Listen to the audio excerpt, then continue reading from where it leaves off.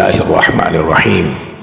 لاکھوں درود اس پاک نبی پر جن کے صدقے ہم ان کی امت میں شامل ہیں۔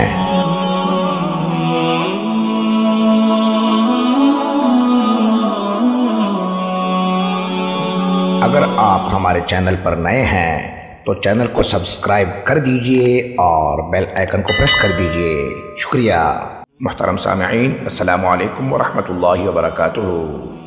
نبی اکرم صلی اللہ علیہ وسلم نے ایک بار 3 ایسے افراد کا واقعہ سنایا جو کہ ایک مصیبت میں پھنس چکے تھے۔ آپ صلی اللہ علیہ وسلم نے فرمایا کہ یہ تینوں افراد اندھیری رات میں ایک غار کے اندر تھے جب اچانک ایک بڑی چٹان غار کے منہ پر آ گری اور غار کا منہ بند ہو گیا تو یہ تینوں اندر پھنس گئے۔ چونکہ چٹان بہت بھاری تھی اسی لیے اسے ہٹانا ان کے بس میں نہ تھا۔ انہوں نے آپس میں بیٹھ کر مشورہ کیا کہ اپنی زندگی کی ایسی عبادت کا واسطہ دے کر اللہ سے دعا مانگیں جو خالص اللہ کی رضا کے لیے کیے ہوں۔ کچھ عجب نہیں کہ انہیں مصیبت سے نجات مل جائے۔ ایک نے کہا کہ میں جنگل میں بکریاں چرایا کرتا تھا اور جب گھر واپس آتا تو والدین کو دودھ پلاتا، پھر بچوں کو دودھ پلاتا۔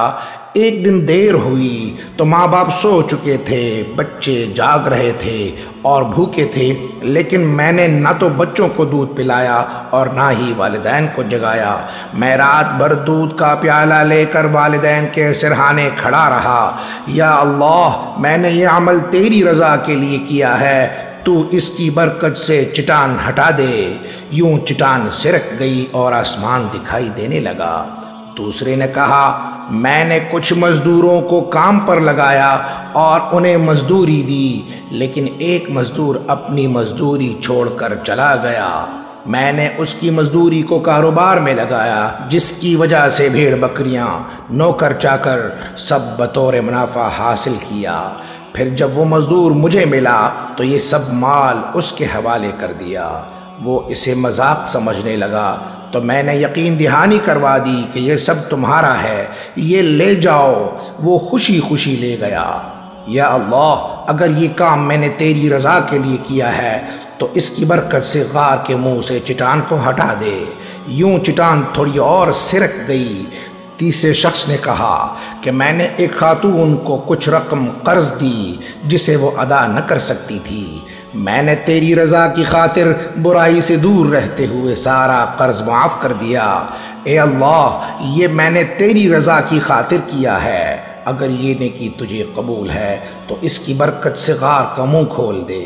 اللہ نے غار کے منہ سے چٹان ہٹا دی اور تینوں کو اس مصیبت سے نجات مل گئی۔ سبحان اللہ۔ سامعین، نیک اعمال زبردست وسیلہ ہوتے ہیں، بس جب دعا مانگیں تو پہلے صدقہ کر دیں یا نماز کی جانب متوجہ ہوں، اور اگر مصیبت میں گرفتار ہوں تو نیک اعمال کا واسطہ دے کر اللہ سے دعا مانگیں جس میں خلوص شامل ہو۔ انشاءاللہ مصیبت دور ہو جائے گی۔